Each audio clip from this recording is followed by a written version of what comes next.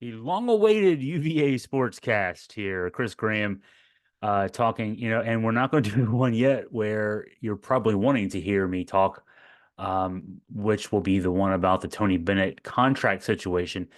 I'm recording this on Wednesday, the 29th. I'm expecting one more public records request related to the coaching situation to come in later today. I've been waiting for it all day. Submitted it last Monday on the 20th.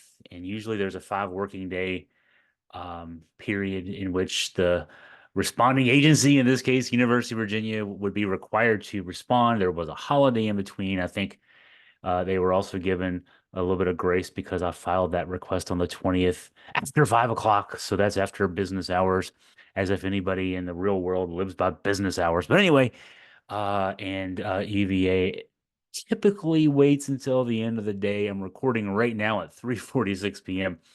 Uh, we'll see. My prediction is 4:48. That was what I told my wife today. That what I'm doing. I've requested and already gotten the answers back on Tony Bennett's contract, and then the contracts of Ron Sanchez and Jason Williford. And then I went ahead after getting all those and seeing the details therein, went ahead and requested the contracts for the rest of the staff, just to be able to get a handle on whose contract expires when. The quick news on that, and again, I'll do a much more detailed podcast on this tomorrow. The Tony Bennett's contract is up on April 30th, 2026. He has not requested, according to UVA, there's no record of any contract extensions on the table in their database. His last contract was signed in 20, his last contract extension was signed in 2019. And all that did was add one more year. He's been on this contract for 5 years now, and he's not asked for an extension or been offered one. Then the contracts of Jason Williford, who's been on Tony's staff since 2009, his ends also on April 30th, 2026. Curiously, Ron Sanchez, who was on Tony's staff originally in 2009, he was with Tony all the way back to their days at Washington State together, when they were first on Tony's father Dick Bennett's staff, and then when Tony took over, he made Ron Sanchez his top assistant. They've been together since 2003. Uh, then Sanchez left for I was going to say a brief time, 5 years, to be the head coach at Charlotte. Then came back in 2023. So all that roundabout way of saying his contract ends in 2027, a year after both Bennett's and Williford's. Which has led to informed speculation that Tony's contract ends, and the heir apparent is Ron Sanchez. Why else would the assistant coach have a contract longer than the head coach he works for? What I'm looking for with the other contracts would just be a sense of, do their contracts end in 2026? Um, do some of them maybe end in 2027? Would that give us an indication of who might be staying around with Ron Sanchez after? Also, I'll point out, just for those who are listening or watching and haven't read all the great stories I've been writing on this, I think they're great. Uh, we did reach out to UVA to make contact with Tony Bennett and Carla Williams, the athletics director at UVA.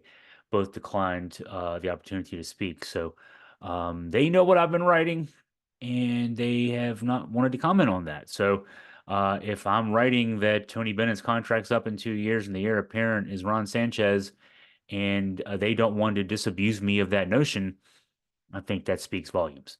Okay, so that said, I'm not going to talk about that today, right? It took me 5 minutes to say I'm not going to talk about that today. We're going to talk about that much more in depth tomorrow, though that felt pretty in depth there too, right? Um, no, today what we're talking about is baseball. I'm recording again on Wednesday. Friday at noon, Virginia opens the Charlottesville Regional. I hate the way the NCAA tournament announces the names of these regionals, for both baseball and softball. It's as if, oh yeah, we had planned a Charlottesville Regional all along. No, you're just you have host sites. Charlottesville is one of them. Virginia's the number 12 national seed. They will be playing at noon against Penn. So Virginia's the number 12 national seed. They're the number 1 seed in this 4-team double elimination bracket. Penn's the number 4 seed. The number 2 seed is Mississippi State. Number 3 is St. John's. Um, For those who may not be familiar, or for those who are familiar but need a refresher, yeah, this is okay, so I hate things, right? I also hate how the NCAA does its baseball. Um, you play all year long. You play either one or two one-off games during the week, Tuesday or Wednesday. You play, somebody comes to your place, or you sometimes go to their place. But those are one-off games. And then on the weekends, you play conference series, and you play Friday, Saturday, Sunday. Sometimes Thursday, Friday, Saturday, but you play three-game conference series. The season is built around a three-game conference series. And then you get to the NCAA tournament first weekend, four-team double elimination. The first time all year long. You've been playing since February. Now you're playing double elimination for the first time all year long. It's not how the season's played. It's almost like you're playing a three-team scrimmage in the first round of the NCAA tournament to see who gets to advance. In basketball tournament, that is, to see who gets to advance. It's not how you play, and this is how you play now. So Virginia plays Penn at 12 noon, and then Mississippi State plays St. John's at 7. Winners of those two games will play Saturday night at 7. The losers have to play at noon on Saturday. And then there's two games scheduled for Sunday, both again at noon. I think it's actually noon and 6 on Saturday and Sunday. Sorry for the misstatement there. But in essence, your job is to win. Especially Virginia as the number one seed, as Brian O'Connor pointed out in his talk with reporters on Monday, this Virginia team has not lost more than two in a row all season long. Pretty consistent for a team that does not have consistent starting pitching, which we'll talk about in a bit. To go a season without a losing streak of longer than two games is remarkable.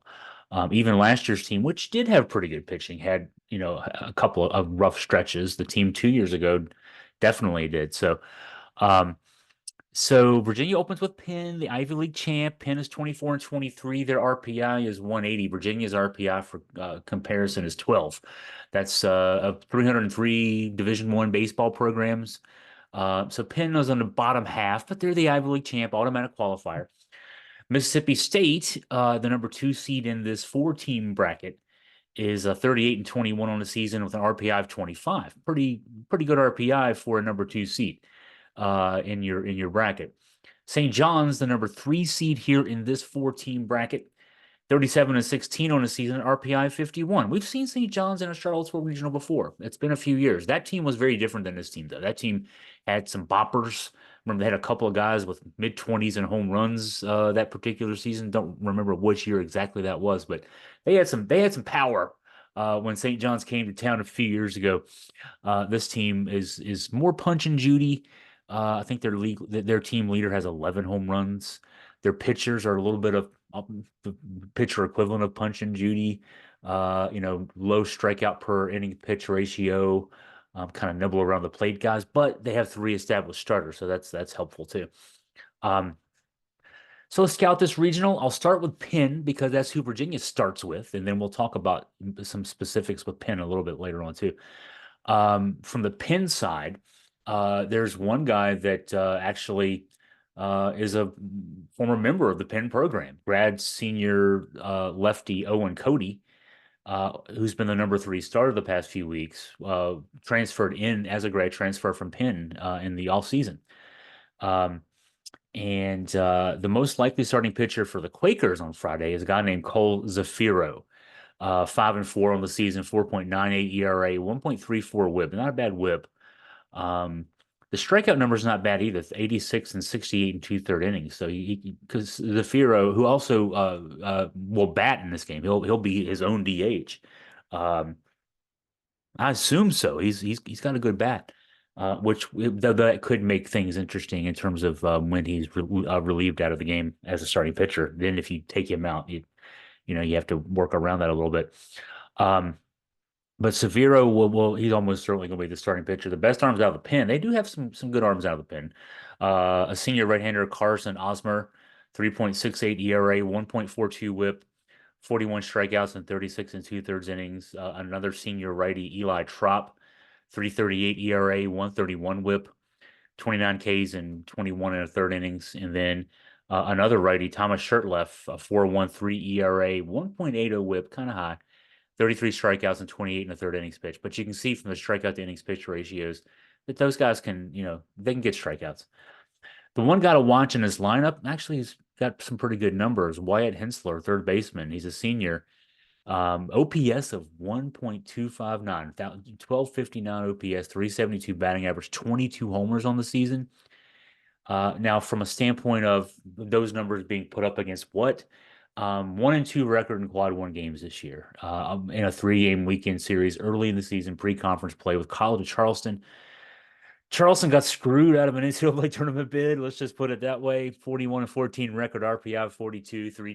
Actually four teams with lower RPIs got at-large bids, including James Madison and Georgia Tech, two teams we know pretty well. College of Charleston was listed among the first four out by the selection committee, and no doubt, if they weren't among the first four out, what would they have been? Penn did win the third game of that series. They lost the first two, so that's the game Friday at 12. That's a team, again, they've got decent pitching. They've got a big bat in the middle of the lineup. 5 regulars with 400 plus OBP. So, I mean, they got some guys. Next up is Mississippi State. Mississippi State again will play St. John's Friday night in the 2-3 game. They were 17-13 in the SEC this year. That says a lot. And they had a weekend series win over the number 7 national seed Georgia and a season split with the number 3 national seed Texas A&M. They lost the weekend series 2-1, but then they beat A&M in the SEC tournament to achieve that season split. I'm going to focus on the number 2 starter, and I'm not going to pronounce his name right. I am sure Durangelo Sidente. I'm sure the Durangelo I'm pretty good with, but the Sidente I'm not at all good with. You might not know the name, but you know the guy. If you watch any college baseball, even just highlights, even read a little bit about it, you might have heard or read about a guy who can throw with both arms, both righty and lefty, and both pretty proficiently. Hits 95 on the gun righty, hits 93 lefty. I think that's right. Yeah, that's right. That's this guy, and he's a number 2 starter for this team. 8-2 record, 3.55 ERA, 1.10 WHIP, 108 strikeouts, 29 walks. Great ratio there, and 83 and 2/3 innings pitched.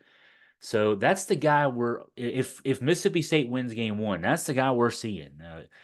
I've been asked what the rules are, and I hate to say I've not looked up. It just occurred to me I've not looked up what the rules are regarding a guy who can throw with both hands, with both arms. What is he? What's the rule? I seem to remember there was a guy in MLB. So this is an MLB rule, not necessarily a college rule. There was a guy in MLB, and I can't remember who it was now, but several years ago, Oakland A's, perhaps. At least that's where I remember the guy coming from, who could throw righty and lefty, and a rule was devised where he couldn't just change in an at bat. Because imagine they're switch hitters in each lineup. I'm trying to think. At least UVA, I think Ethan Anderson maybe is a switch hitter. Watch this team enough. I'm just trying to think. That could be an interesting do-si-do if he did that. So what the rule? I'm 90% certain, 85% certain on this, is that the pitcher has to declare before the at bat which arm he's going to throw with. And so but so that means a glove that can kind of go on both hands, either hand. That should be, just interesting to watch, if nothing else. Hope he has to do it on Saturday at noon against Penn for Mississippi State to stay alive, I guess. But in any case, that's the guy that if Mississippi State and Virginia both win on Friday, that's who we'll see. I'm kind of looking forward to that, to be honest with you. The Bulldogs bullpen has some nice arms. Senior lefty Tyler Davis, 5-1 record, 1.35 ERA, 1.05 WHIP, 40 strikeouts and 33 in third innings. Right-hander Tyson Harden of 3.09 ERA, a little higher WHIP, 1.51, 34 strikeouts and 35 innings. And then a big righty, 6'5", senior righty Brooks Auger, 3.27 ERA, 1.14 WHIP, 47 strikeouts and 41 in the third innings pitch. They got some guys out of Penn who can throw. Key guys in our lineup, Dakota Jordan is the guy that caught my attention the most. A 1,095 OPS, 339 batting average, 17 homers for Dakota Jordan. Senior outfielder Connor Hutchsack, 350 batting average, 1,042 OPS. Sophomore shortstop David Mershon, a 335 batting average, 928 OPS, 25 stolen bases jumps out at you. And then the DH Hunter Hines, 245 batting average, a little lower, 805 OPS, a little lower, but 15 home runs with the in the middle of the lineup there. So Mississippi State team that can pitch, they got some bullpen arms, they've got some guys in the lineup that can do some damage. You'd expect that of an SEC team that went 17-13 in that conference. Last but not least, we got St. John's, the Big East champ, automatic qualifier, and at 51 in the RPI, they were in the range of getting an at-large bid, even if they hadn't won the conference. I mentioned the rare team with 3 established and successful weekend starters. And because I've looked up, I tried to get a feel for, how teams were using their starters on weekends down the stretch. And also, we don't know when we're going to see this team. It could be, Saturday night. It could be Saturday afternoon. It could be Sunday afternoon or Sunday night. I'll go through all 3 of their weekend starters. 6'8" sophomore right-hander Mario Pesca. 6'8" makes you think, hey man, he's a big guy. He's probably got leverage. He's going to throw hard. 2.96 ERA, 6-1 record, 1.36 WHIP, 51 Ks and 70 innings pitched, 70 and a third innings pitched. So doesn't suggest big arm. 6'5" sophomore righty Xavier Kohlhauser, 9-2 record, 3.61 ERA, 1.35 WHIP, another good WHIP for a starting pitcher. 44 Ks and 67 innings pitched. So another guy kind of pitching around the plate there. And then 6'1" freshman lefty Evan Chafee, 3-0 record, 4.30 ERA. But 67 innings pitched. So it's one of those things. He only has 3 decisions, similar amount of innings as his compatriots there. I mean, Kohlhauser had 11 decisions. So Chafee is just the hard luck guy, not getting a lot of decisions, but a 1.40 WHIP, 54 Ks and 67 innings. The top hitter on this team, I mentioned, this is not like that St. John's team you might remember from a few years ago that had these big power bats in the middle of the lineup, a couple guys with 20 home runs. Just one guy in double digits in home runs, junior outfielder Jackson Tucker. Actually, I'm wrong about that. That's one of the guys in double digits in stolen bases. 280 batting average, 812 OPS, 18 stolen bases. The big bat, so to speak, in the middle of the lineup is sophomore catcher Jimmy Keenan. 1,025 OPS, 341 batting average, 11 homers, modest home run numbers, but good OPS, solid OPS. Tucker, 18 stolen bases. There's 3 guys in this lineup with double-digit stolen bases. Tucker's one of them.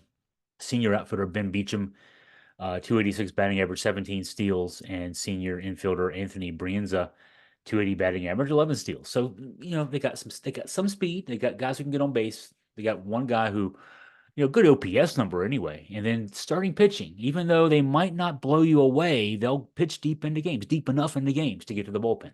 This St. John's team. So, so there's your sort of rundown of the three teams. I wrote a column this afternoon, and I'm going to link to it both on the podcast, through Podbean. I'll put it a link. There should be something there on your YouTube that you'll be able to access. These were some of my thoughts, and then some of what I heard Brian O'Connor talk about how he's going to set up his pitching rotation for the regional. I'm thinking what I heard, and again, this is probably me wishful thinking a little bit too, that he's going to go on Friday, not with the number 1 starter, Evan Blanco, or even maybe the number 2 starter, Joe Savino, but probably a combination of his number 3-ish guys. Sounds like he's leaning towards going with Jay Woolfolk. Owen Cody, I mentioned, has been the number 3 starter of the last, 4 or 5 weeks on the weekends. Woolfolk started the season as a number 3 starter, and O'Connor did say, and I didn't put this in the column, but O'Connor did say on Monday to reporters that Woolfolk would have gotten the start if Virginia had beaten Florida State in the ACC tournament last week and gotten to the semifinals. So that would have been interesting to see, just because, I've been writing for weeks about how, of all the guys that Virginia's got out there after Blanco and Cody, Woolfolk by far got the best stuff. He just hasn't been able to put it together consistently this year at all. After 2 pretty good seasons, freshman and sophomore seasons at UVA, out of the bullpen. But Woolfolk's got the most ability to be a number 3 starter for this team. And he just, so I would have, gosh, now you wish we had a chance to see that, definitely. But normally what you see out of Brian O'Connor, and this is the 11th time Virginia's hosting a a regional weekend in the 20 years that Virginia could have played. Brian O'Connor's been the coach for 21 years. Obviously it's COVID year 2020. There was no regional. But so 11 of the 20 times that Virginia has been in the NCAA tournament, this is the 11th time that Virginia has hosted in the first weekend. Normally, what you see when he's number one seed in a 14 double elimination bracket is O'Connor will go with his number two guy on Friday. Because this team does not have an established number three and doesn't even have anybody in thought at number four. I mean, number three is staff day. So number four is staff day with what's left over from number three staff day. I'm thinking staff day on Friday against Penn. No disrespect to Penn and that 180 RPI any given day in baseball. We know that from, time immemorial, right? But if you're looking at not just going 1-0, but getting 3 wins, maybe 4 if you had to, and we'll talk about that in a second, but to get 3 wins this weekend, the option would seem like to go with a staff day led by 2 guys in Woolfolk and Cody, who can, maybe get the job done there. And presume that your bats that are averaging close to 10 runs per game with an over 1,000 OPS as a team can do enough damage against Penn to make that gamble prove to be worthwhile. So, that would then leave the option if you're able to start either Woolfolk or Cody, and whoever doesn't start is a second guy to get you to the back into your bullpen in the 6th or 7th inning and get you the win on Friday, which is the most important thing. Then you can go Blanco game 2. Evan Blanco at 7-3, 3.50 ERA, 1.32 WHIP, 79 Ks, and 79 2/3 innings pitched. And then win or lose, you're playing on Sunday. If you win game 1 on Friday, win or lose Saturday night, you're playing on Sunday. Now, obviously, you want the win, and here's why you want the win. If you go 2-0 in the regional, in a double elimination regional, in a 4-team double elimination regional, you only have to win 1 more game, and you only have to play at most 2 more games. If you lose either game 1 or game 2, and we've seen this, Virginia in 2021, and that strange year, Virginia was down, and Old Dominion was the number 1 seed, but the regional was held at South Carolina. Virginia was the number 3 seed in that particular bracket. South Carolina, the host, was number 2. Virginia lost to South Carolina on Friday and had to storm their way back and play and win 4 games on the weekend. And that team had the depth of pitching to be able to do that, but still, it taxed things, to say the least. You saw guys going longer, guys who were short relievers going longer, guys who were middle relievers or weekday midweek starters. Struggling for the term there. Going longer. Devin Ortiz coming to mind there, in a big role. But they were able. There was enough depth of pitching to have 4 more combinations of guys to go out there. That's what you had to do. I don't know that this team's got the ability to pitch 5 games. I don't know that there's 45 innings out of this staff.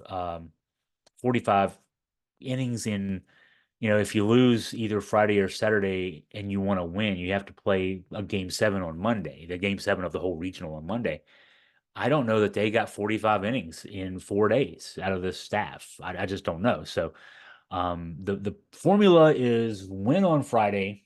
I think win with staff day led by Woolfolk and Cody. And then, then win with Blanco on Saturday night, and then Savino, 2-2, 3.18 ERA, 1.32 WHIP, only 22 2/3 innings pitched. He didn't start until April. Didn't get, on the mound for this team at all until April. The transfer from Elon because of an offseason injury, and he's sort of been rehabbing its way back into, more innings and more pitches, more higher pitch count as the last few weeks have gone on. Look good in doing so, but he's still kind of pitching himself back into pitching shape. That to me is the way to get through this round. I mean, I think this team is fine when you get to the super regional round. So after you get through the double elimination first weekend, if you get to the second weekend, it's best of 3. It's back to what you're used to playing all season long. It's Friday, Saturday, Sunday. Sunday if necessary, or it could be, I guess, Saturday, Sunday, Monday if necessary. But the case being, game 3 is if necessary.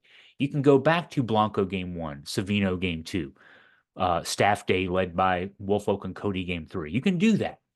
But to get through this double elimination, and especially because you have the advantage, because of your 41-15 record, your number 12 national seed, you do get a game against a team on paper and Penn that you should be able to knock around a little bit.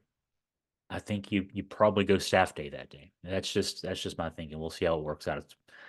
It's Wednesday at 4:10 p.m. as we're finishing up the podcast here. So that tells you I'm pretty much wrapping up what we're going to talk about here. We'll see what we can get into tomorrow in terms of preview, and then Friday, of course, the day starts early, 12 o'clock start over at the Disharoon Park at Davenport Field. I did get one credential for us at AFP.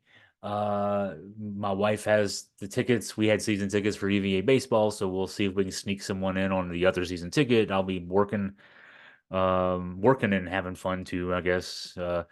It's what a job this is, right? To cover sports and talk about it and get paid to do it. That's awesome.